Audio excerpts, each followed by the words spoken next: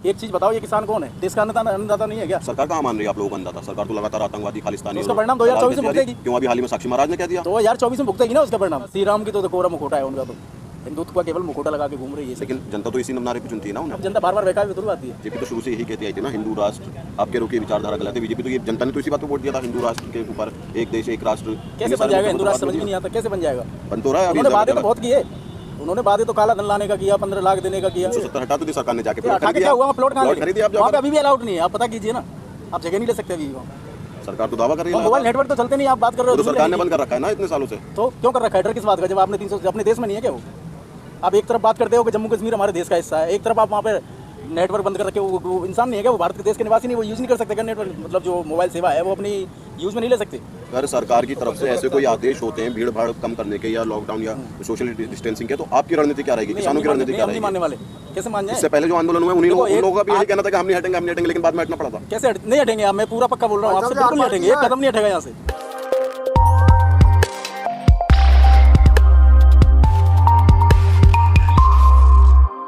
बंगाल में बड़े बड़े वादे किए जा रहे हैं, 33% महिलाओं को आरक्षण दिया जाएगा, 18,000 किसानों को पैसे दिए जाएंगे, जो ममता दीदी ने रोक रखा था। बीजेपी तरफ से आरोप है साफ। ये अभी पास में ही चुनाव हुए थे बिहार में, वहाँ पे एक घोषणा की गई थी कि फ्री में वैक्सीन बांटी जाएगी कोरोना की। किसको मिली है? कोई बिहार का हो तो मुझे बता दें। वहाँ पे कितने 10 लाख या 15 लाख जो रोजगार देने का वादा किया था हर साल के अंदर, साल भर होने को जा रही है, अभी तो कोई किसी एक को बेरोजगार आदमी को अगर रोजगार मिला हो तो बताएं। उनके वादे तो सारे जुमले हैं, वो बाद में कह देते हैं कि जुमला है ये। तो इन्हीं वादों पे तो लगातार सरकार बनती चली आ रही है। 2014 में उन्होंने वादा किया कि 2 करोड़ नौकरी हर साल देंगे, उन्होंने नौकरी नहीं मिली। 2019 में फिर जनता ने उन्हें चुना, तो जनता इन्हीं वादों में तो उनके मतलब इन्हीं जुमलों में तो उनके फंसते चली आ रही है, तब भी उन्हें वोट देती है। कहाँ पे सरकार? बंगाल में कहाँ है सरकार उनकी? 2014 में केंद्र में सरकार आने से पहले बीजेपी के मैनिफेस्टो में 2 करोड़ रोजगार, राम मंदिर, धारा 370, जिसमें से राम मंदिर और धारा 370 बन गया है। बार बार ध्रुव बचती है। अब समझदार है। अब पेट की मार जब पड़ती है ना तो अच्छे की दिमाग ठिकाने है। जो पेट की जो मार होती है ना वो अब पड़ रही है जनता का। अब दिमाग आ रही है, जो भक्त है ना अंधभक्ति में जो लगे हुए हैं उनके भी दिमाग आ रहा है।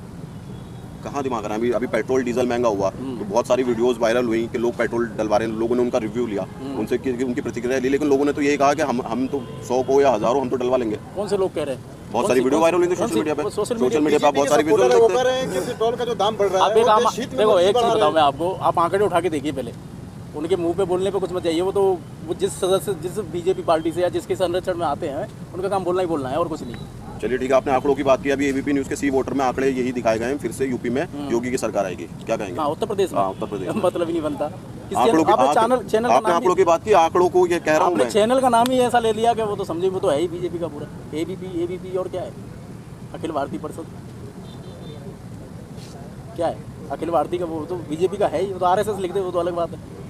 जी न्यूज़ हुआ, एबीपी हुआ और तुम्हारा आज तक हुआ और न्यूज़ नेशनल वगैरह, ये सारे बीजेपी सपोर्ट है। और सबसे बड़ा तो रिपब्लिक इंडिया है। रिपब्लिक भारत जो है उनके जो मुद्दा उसको भटकाया जा रहा है एक तरह से, और कुछ नहीं किया जा रहा है। अर्णव गोस्वामी का नाम सुना होगा, जो व्हाट्सएप चैट का पता लगा था उनका, वो केस ही बंद कर दिया। मोदी की उन्होंने कहा है कि दीदी मुझे लात मार के जूता मार के भगा दें, लेकिन मैं बंगाल को आज़ाद करा कर रहूँगा। अबे यहाँ आए ना, यहाँ पे बहुत से किसान ऐसे बैठे हुए वो सर पे नहीं, आप वो कहेंगे कि शरीर के किसी भाग पर लात मारो तो हम लात मारने को तैयार हैं। कम से कम आफत तो मिटेगी। यहाँ है ना, यहाँ किसान बैठे हुए हैं। वो कह तो रहे हैं कि एक फ़ोन के कॉल की दूरी आप तो नंबर तो बताएं किस पे करें, नंबर भी तो होगा कोई। अब मैंने मान के चलो बोल दिया कि खाना खा लो, अब मैंने स्टॉल लगाएगा जब भी तो पता लगेगा कहाँ खाना खाना है। अब खाना खाने से पेट थ्रू भर गया, बोल दिया तो पेट भर गया। अरे नंबर तो दो। या एक चीज बताओ, ये किसान कौन है? देश का अन्नदाता नहीं है क्या? सरकार कहाँ मान रही है आप लोगों का अन्नदाता? सरकार तो लगातार आतंकवादी खालिस्तानी। तो उसका परिणाम 2024 में भुगतेगी। क्यों अभी हाल ही में साक्षी महाराज ने कह दिया 2024 में भुगतेगी ना उसका परिणाम। और अभी आरएसएस ने भी यही बात कही है। मैं आपको इस चीज का आश्वासन देता हूँ, बंगाल चुनाव और जो 5 राज्यों में जो चुनाव है उसके बाद में अगर ये सरकार घुटुओं पर ना चल गया यहाँ पे, तो देखना इस आंदोलन का जो सफल जो है ना वो वही है, घुटुओं के बल चल के आएगी सरकार यहाँ पर, देखना। लेकिन बंगाल में सरकार तो बीजेपी कह रही है कि हम 200 पार सीट लाएंगे। सांसद खुद अपनी सीट खाली करके एमएलए का चुनाव लड़ रहा है, आप कह रहे हैं कि 200 प्लस सीट आएंगी, कैसे हो सकता है? समझ में नहीं आ रहा। अब तो जमीनी स्तर से टिकट दिया है उन्होंने। एक कोई बिहार की महिला, एक बिहार की महिला है, उसको टिकट दिया उन्होंने। कल मैंने गोदी मीडिया का एक चैनल खुद देखा था, उसमें 90 सीटों पर तो उम्मीदवार नहीं मिल रहे अभी। अब बताओ कैसे आ जाएंगी 200 सीटें? मेरी तो समझ से बाहर है। और रही बात श्री राम की, तो कोरा मुखोटा है उनका, तो हिंदुत्व का केवल मुखौटा लगा के घूम रही है ये सब। लेकिन जनता तो इसी नारे पे चुनती है ना उन्हें। अब जनता बार बार बहकावे में थोड़ी आती है। बहकावे में क्या, श्री राम मंदिर का उन्होंने वादा किया, 370 का वादा किया, देखो, 3 एक चीज़ तलाक का बताऊं वादा मैं किया, आपको, तीनों काम कर दिया उन्होंने। देखो, सबसे पहले आपने बोला ना श्री राम मंदिर का, तो श्री राम मंदिर पे आना चाहता हूँ कि श्री राम मंदिर किसने बनवाया। मैं उनसे ही पूछना चाहता हूँ या आपसे पूछना चाहता हूँ, आपने ये सवाल पूछा श्री राम मंदिर बनवाया सुप्रीम किसने? कोर्ट ने फैसला किया, तो इनका क्या मर्जी क्या है? अगर बनवाना होता है इनको तो ये तो तो दावा मैं करते हैं ना कि लेकिन मतलब हम। मोदी जी के तो कार्यकाल में बना है। अरे मैं मेरी बात तो पूरी करने तो एक चलो छोटी सी बात सुनो। अगर इन्हें बनाना होता, जैसे मुस्लिम माता बहनों के लिए इन्होंने 3 तलाक वाला कोर्ट में कानून लेके आए, ऐसे भगवान राम मंदिर के लिए भी तो लेके आ सकते थे अगर असली हिंदू होते हो। तो विवाद की नींव जो रखी वो तो बीजेपी का ही बैकग्राउंड है ना। विवाद की नींव जो 92 से शुरू हुई, 1992 अब उन्होंने आडवाणी जी ने और रथ यात्रा मनोहर निकाल मोदी जी ने रथ यात्रा निकाली, पूरे देश में रथ यात्रा घुमाने के बाद बाबरी मस्जिद का ढांचा जो है शहीद किया गया। तो वही चीज़ तो नींव तो बीजेपी ने ही रखी ना। जी नहीं तो ताला राजीव गांधी ने तोड़वाया था, संसद में कानून बना के लाए थे, इन्होंने साइन नहीं किए थे। बीजेपी की जो वहाँ पे विपक्ष में बैठे थे उन्होंने मतलब वो नहीं किया, समर्थन नहीं किया था उसमें। 1992 में ही हुआ था ये भी, जब राजीव गांधी जी संसद में कानून लेके आए थे भगवान राम मंदिर बनाने के लिए। तब कहाँ गई थी हिंदुवादी सरकार? अब हर चीज़ में जय श्री राम, जय श्री राम। भूख लगे तो जय श्री राम। अगर आपको रोजगार मांगना, पाकिस्तान खतरे में है, तो ये चीज़ अब नहीं चलेगी। अब आदमी को रोजगार भी देना पड़ेगा, आपको सब चीज़ सब तरह से देखना पड़ेगा। अब महंगाई कहाँ जा रही है पहले, अब कहाँ। आपने हिंदू मुस्लिम की बात की, अभी हाल ही में गाजियाबाद के डासना में 11 साल के लड़के को मंदिरों में पानी पीने के ऊपर पिटाई की गई, किस तरीके से देखते हो? ये बहुत गलत है।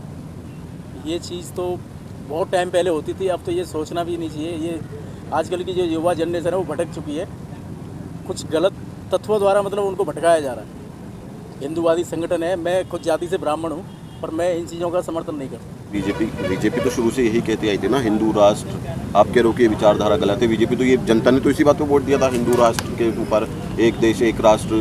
कैसे बन जाएगा हिंदू राष्ट्र, समझ में नहीं आता कैसे बन जाएगा।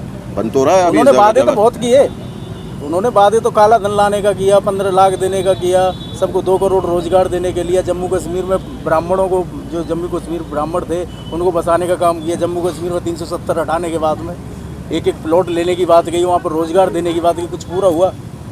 कुछ नहीं हुआ, कागजों में हो जाता है।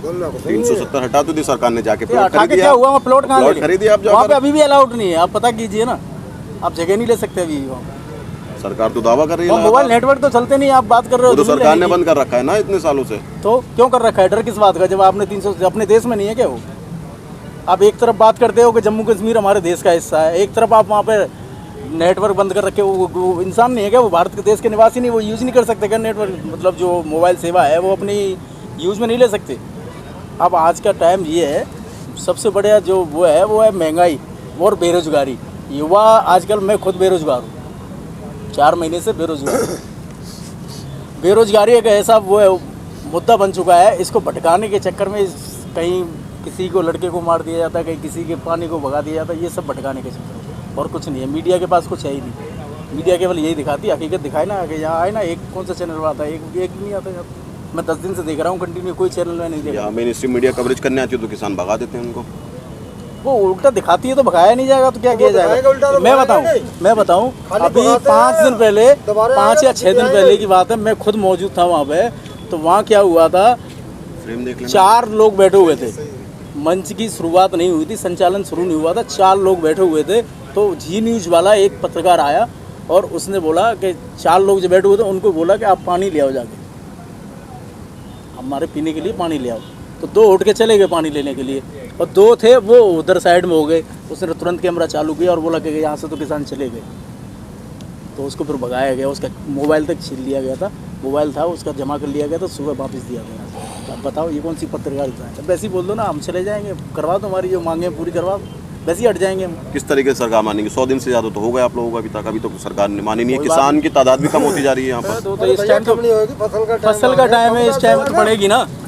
जब सरकार यहाँ पे हटाने की सोचेगी, अपना जो प्रशासन है उसको गलत तरीके से यूज करने की सोचेगी, तो ये गाजीपुर है ना, यहाँ से गाजियाबाद तक किसानों को ट्रैक्टर दिखाई देंगे। आप चिंता मत करिए, एक आवाज़ लगाने की देरी है। अर्थ तैयार खड़े हुए हैं, मतलब मुंह करके खड़े हुए हैं।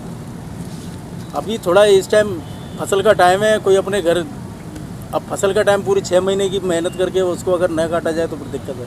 अगर सरकार की तरफ से ऐसे कोई आदेश होते हैं भीड़ भाड़ कम करने के, या लॉकडाउन या सोशल डिस्टेंसिंग के, तो आपकी रणनीति क्या रहेगी? किसानों की रणनीति क्या रहेगी? मानने वाले कैसे मान जाए? इससे पहले जो आंदोलन हुए उन्हीं देखो, लोगों उन एक लोगों का भी यही आज- कहना था कि हम नहीं हटेंगे, लेकिन बाद में हटना पड़ा था। कैसे नहीं हटेंगे? अब मैं पूरा पक्का बोल रहा हूँ आपसे, बिल्कुल नहीं हटेंगे, एक कदम नहीं हटेगा यहाँ से।